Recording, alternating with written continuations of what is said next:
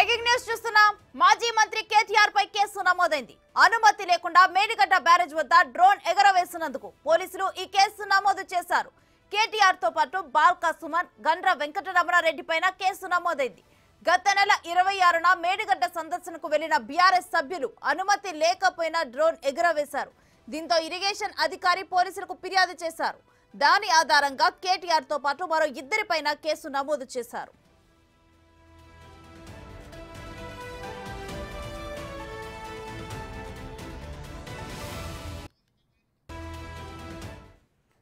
ఇదే అంశానికి సంబంధించిన డీటెయిల్స్ మా ప్రతినిధి వేణుని అడిగి తెలుసుకుందాం. వేణు, మాజీ మంత్రి కేటీఆర్ పై నమోదైన కేసు గురించి పూర్తి డీటెయిల్స్ ఏంటి?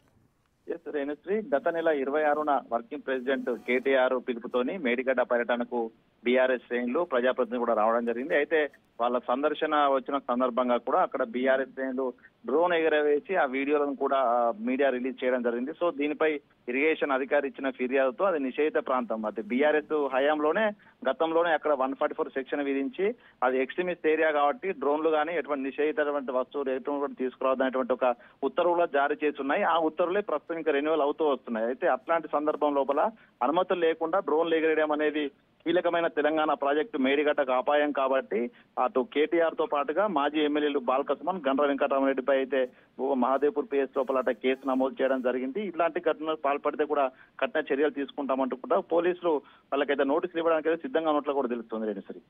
Right, thank you Venu.